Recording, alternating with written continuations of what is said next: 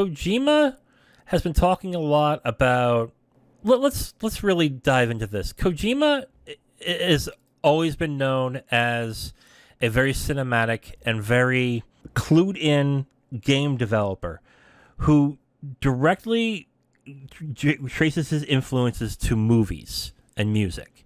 He's always talked about making his own movie. He's always talked about doing things other than gaming, especially when he was with Konami. When all the things were going on with Metal Gear Solid, when he wanted to get out of that franchise. Okay? Well, he's come to talk about his need to want to create movies and music. That's pretty much what he said to a certain extent. But the reason why we're talking about today is the reaction, mostly to what people think about him wanting to make movies and music. But let's get your thoughts on it first here. What do you feel about Hideo Kojima wanting to make movies and music? It's interesting, especially since if you follow him on any sort of social media accounts and stuff like that, he has like a ton of posts on like what movies he's watching or which movies that had an absolute impact on him because he's got like movie posters in his home and stuff like that. So he's always kind of been a big cinephile. So Yes. yeah, just it's kind of interesting with him wanting to broaden into movies and music and everything, especially since he's just had such a history with just being a major cinephile. But the real question is if the rubber will meet the road, especially because just unfortunately he's also had a reputation of just having scope creep and budgets just kind of swell up out of control. So it'll be a little bit hard to kind of find I guess a patron or a financier who's going to be willing to kind of open up the purse strings and kind of help him fund a movie or a music album or something. But we've seen stranger things, so yeah. I mean, he could decide to use the engine that he has and make a movie out of that. He could decide that the sequel to Death Stranding is going to be a movie. He could decide to do a number of things when it comes to creativity. I think, honestly, and he has not said anything about this, so this is my speculation, I think he's noticing the lack of creativity in the gaming industry. I think he's noticing how much harder it is for someone to go outside the box to tell stories. And he just seems like a creative person who wants to do something ballsy. He wants to do something very different. Maybe something uncomfortable. Maybe something that will make people uneasy. I use the example as Metal Gear Solid 5 Ground Zeroes. Do you remember what happened to Paz at the end of Ground Zeroes? yes, it's been years, but I kind of remember. Yeah. He seems like a director and a creative person who wants to branch out to do different things. And Death Stranding is an example of that, really. But unfortunately, to get the cash, you have to make a game fun. You have to make it engaging. You have to do something where somebody is enjoying themselves. And when that's the case, it's very hard to have someone sit down to play a 20-hour game where you're going to feel sad, depressed, angry, upset, and maybe want to think for 20 hours. And I think that's what he wants to do. I think he wants to make a game or a property that is more in line with the heroes of what he finds in cinema. And when he talks about influences and movies that he's into, there are some arty films. There are some tough films that he watches that he's into. There are films that people have never even heard of, that people won't even give a chance because they're either weird or they're upsetting or they're just not... They're not something that you want to sit down with a bowl of popcorn and watch. These are things that you have to prepare yourself for. And I think he wants to do something like that. And he's realizing you can't do it in games right now. And at this point, he may never be able to. And I think he wants to get that creative vision out in some way. And it might just have to be outside of games. That could be a definite reason, especially just I know some of the casual lay folks have criticized some of the stuff that had been nominated from past game awards as being, just too boring, too predictable, and then in extreme cases, even flat out accusing stuff of just being proverbial Oscar bait and everything. Right. So maybe maybe it's just him wanting to kind of shake up the landscape and everything with something a little bit more evocative of cinema. But yeah, I think it'll just be interesting to see if he manages to kind of realize his vision and everything, because a lot of Kojima stuff is very, very visionary. Yeah. So I mean, there's that, but at the same time, just a lot of the development history for some of his past games, they have had to deal with scope creep issues and Yeah. everything. Definitely. So yeah, just that's where things get interesting. And I mean, yeah, he's kind of the leader of his own brand new company, but hopefully he's got somebody on his staff who is willing to kind of push back and say, um, "Hey, I know you want to do this endeavor, but maybe scale thing A, B, or C back a little bit, or else we're just not going to have time to do like a clean implementation on this thing you want to do." Yeah. He's talked about this upcoming project as almost like a new medium. Okay. And he's said this before about other games where he wants to make something out like that is different than anything you've ever played. And that scares the shit out of financiers. It does. Because they want safe, they want comfortable, they want to make sure that it sells. They want to make sure that it makes money. And people who have money know that challenging things do not sell. They just don't. They are often better games, movies, books, music, whatever, but they do not sell. They just do not. Because most people who want to play these games and watch movies do it for entertainment purposes, and that's it. And gaming, and we've talked about this in private, gaming is something that the common public does not look at as art. They don't. They just don't. And Kojima, in my opinion, is the closest to an artist or an auteur than any game developer or game director out there. He's the only one where I would say has a singular vision, and you can identify as a Kojima game as soon as you play the game. Like, you recognize, oh, this is a Kojima game, because he has certain things that he does in his games and how he sets it up and everything. That's the way Kojima is, and he's an auteur like that. And he's earned that because Metal Gear Solid changed the gaming industry around that time. I think he's starting to realize he's closing in on that rope, that people are going to start limiting their budgets to him. That they're not going to give him a blank check every time. That they're going to ask for certain concessions and for certain things, or they're going to ask him to build a specific game to what they want and slap his name on it. That's what most, I think, developers and game developers and game console developers want from him. And he just seems like a person that does not want to be tied down. So I think at this point, I would not be surprised if the new project that he's been talking about with Elle Fanning and Shinori Katsuna, I would not be surprised if that's a movie. Because I think he's going to be I'm telling you, he's going to get to a certain point that he's going to realize that his creative vision is not going to be accepted. And either he has to make it into a movie, or he's just going to not do it. And he does not seem like a person that's going to give up on it. I think that is what he's going to do. I think Kojima Productions will do other games, but it'll be directed by other people. Yeah. But Kojima himself will probably step away from gaming and go into movies.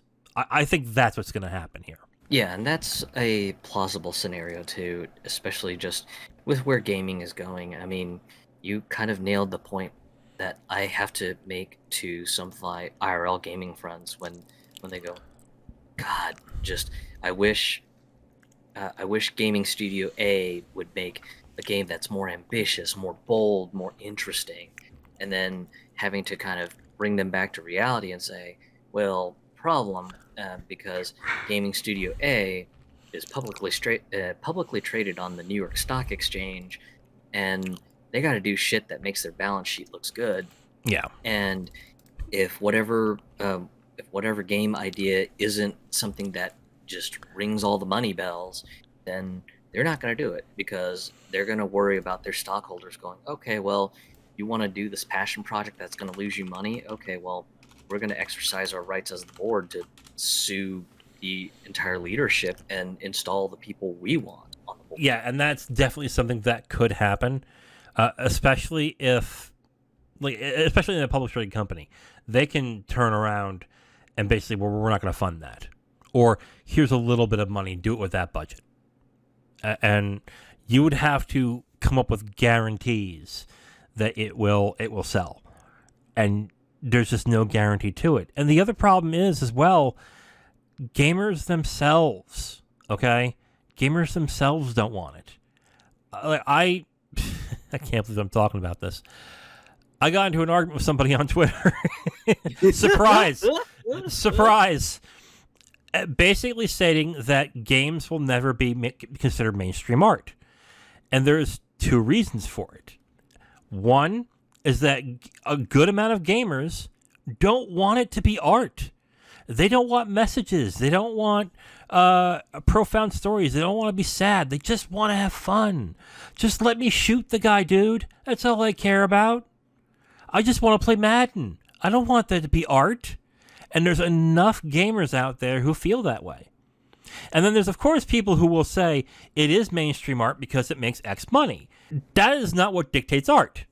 Art, mainstream, I think, and I think you feel the same way. Video games is an art. It is an art form.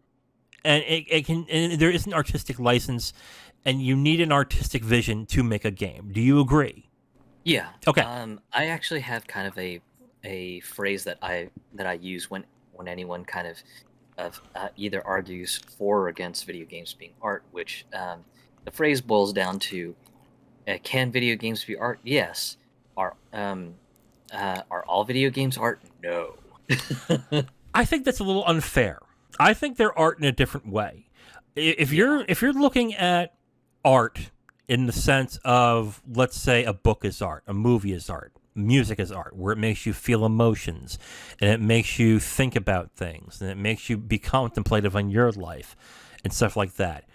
No, very, very, very, very few games do that. Very few. But the way to balance a game, to get the jump of a character right, to make the shooting feel well, to do those things, takes an artistic vision.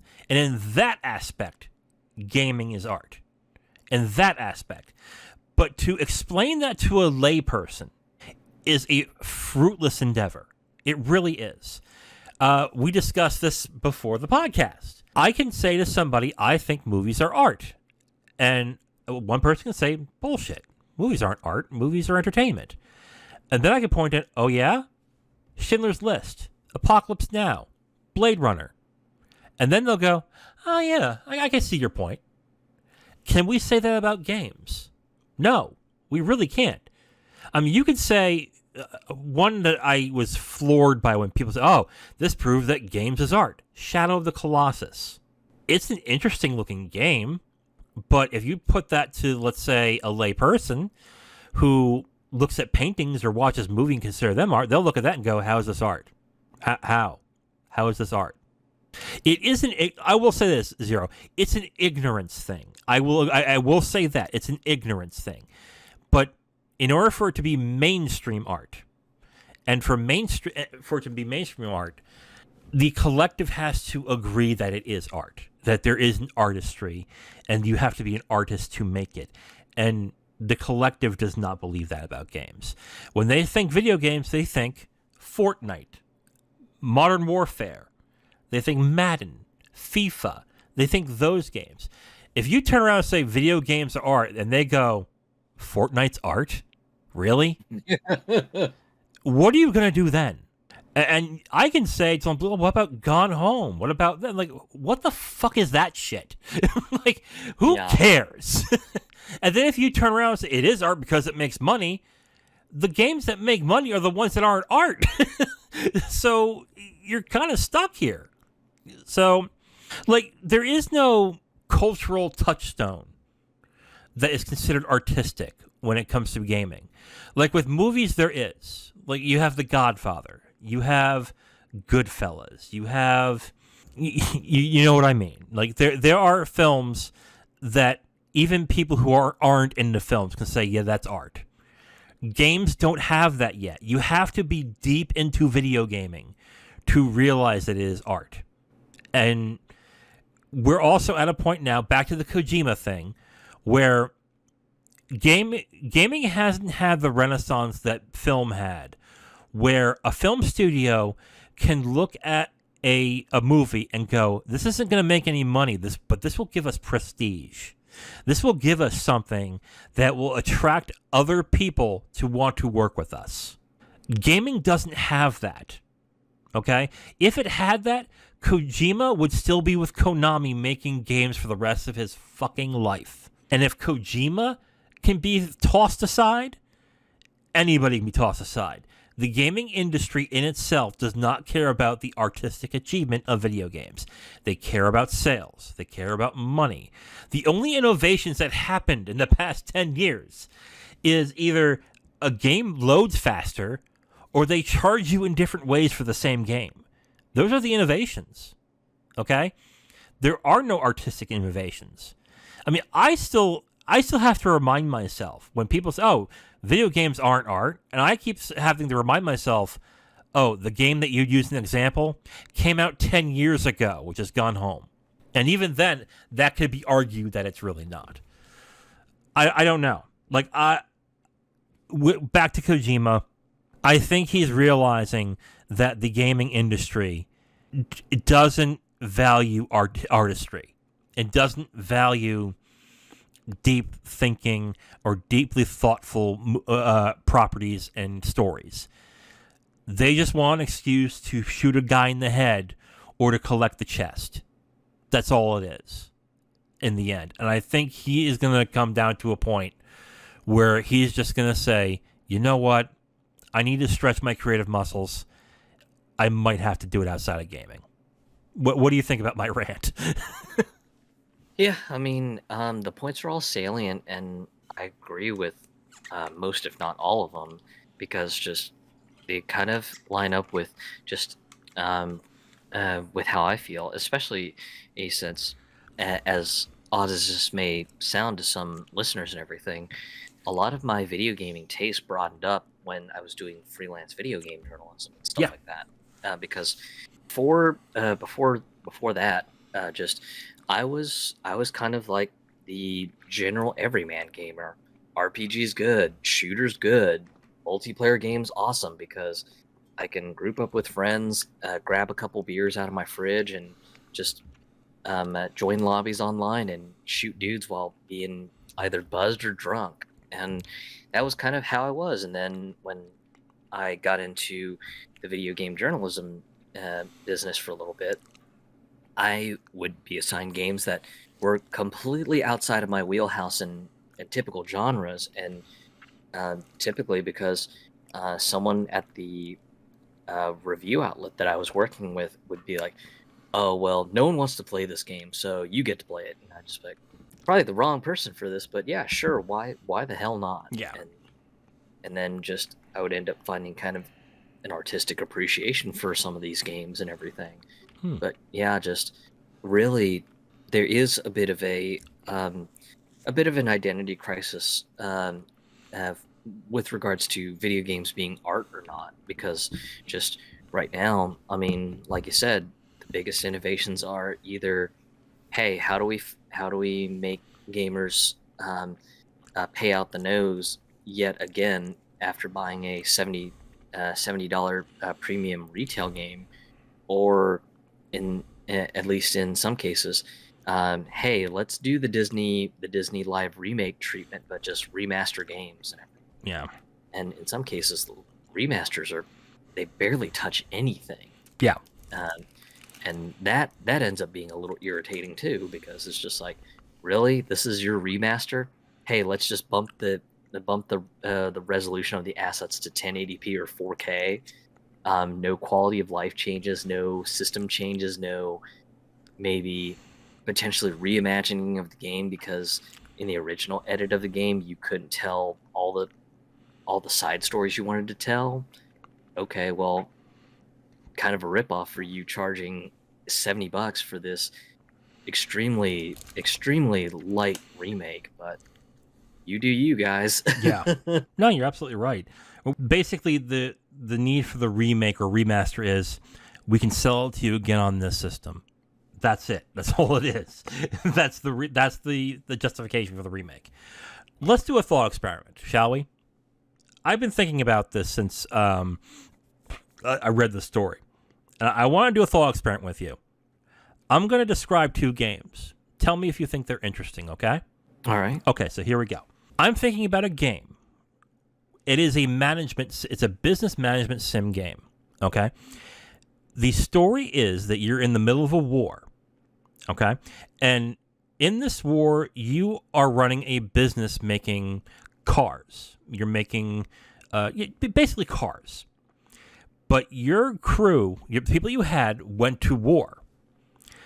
But you are finding that people are trying to escape the war and not get killed.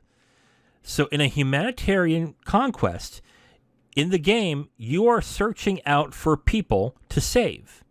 And in turn, those people work in your factory to make cars. And your job in the game is to save people, make your business profitable, and save as many people as possible. You can win the game by one of 3 means. By saving as many people as you can, by being a very profitable business, or you die. Would you be interested in playing that game? Would that be an interesting game to you? Sounds like an interesting premise. It would be a bit outside my wheelhouse, but it Okay. sounds like an interesting enough premise. Do you think others might be interested in a game like that? Honestly, as far as like broad mainstream appeal, Not mainstream appeal, just gamers who are into those type of games. Do you think they would be interested in that? possibly, mostly because just I think with stuff like management games, it's all about the systems. I mean, if the systems are Definitely. pretty good, then yeah, just I could see a bunch of like management sim nerds just going, "Oh my god, I gotta play this game like now." Okay. So you think there would be a fan base that would be interested in that game? Yeah, potentially. Okay. Here's game number 2. Schindler's List the game. How do you think that would go down? Oh wow. Do you think people would want it? Do you think people would actually want to play it? As far as people wanting it, I would hesitate to say anyone would Be want honest. it. Be honest. Mostly because of just the fact that the topic is a bit depressing, Mhm. and a lot of people, play video games for the escapism, just to Right. kind of escape the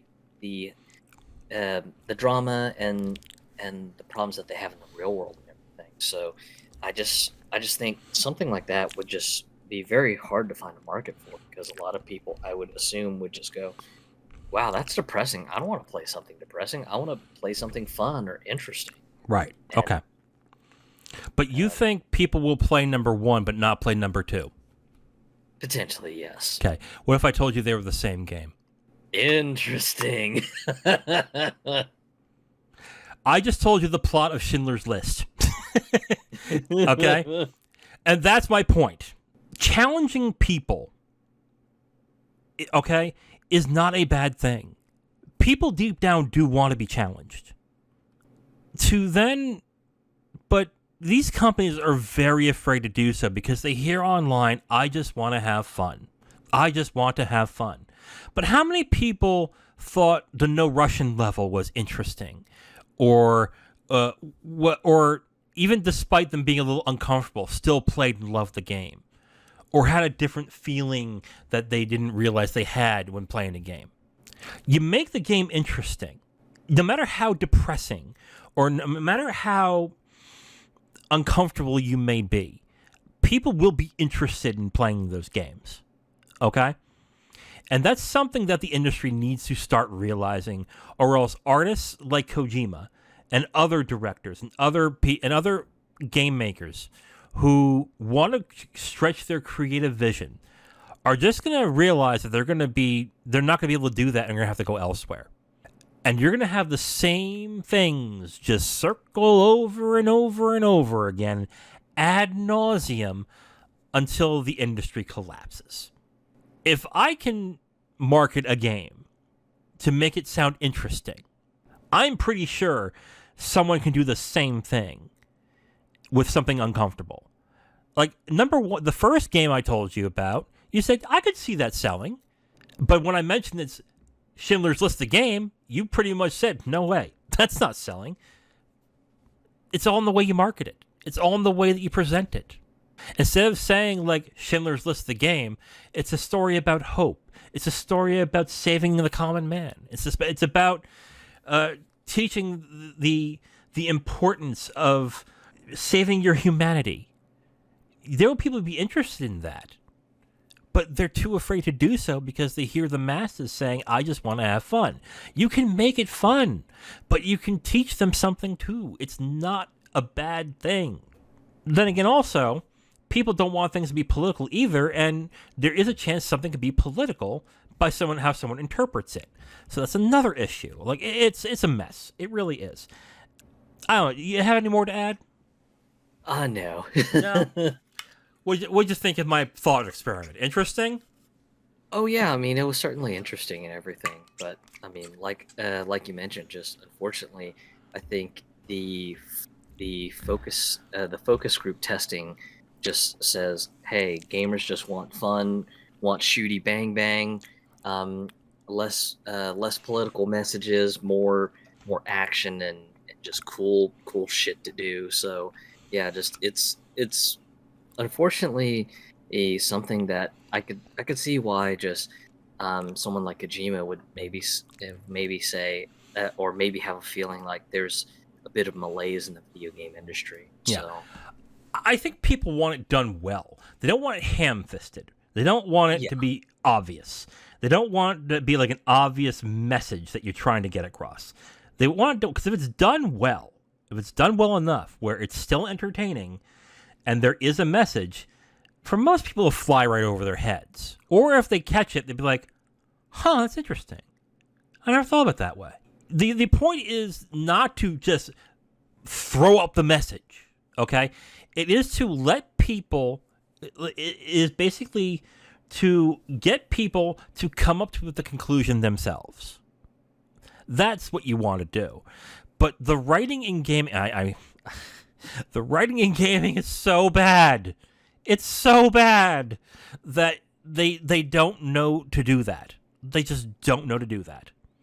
Until writing improves and until companies reward those writers for better games and better contracts, you're going to get the same old shit until this industry pretty much collapses. Thank you for listening to this podcast segment. The Capital Games podcast is done every week, and we post it on all your favorite podcast apps, as well as segments on YouTube. If you want to listen to another segment, you can listen to a new one right there on the screen. We also do a movie podcast called the Capital Games Movie Club. If you'd like, you can go ahead and click on that and see all the movies that we have reviewed from that point. Thank you for listening, and we hope to hear from you soon.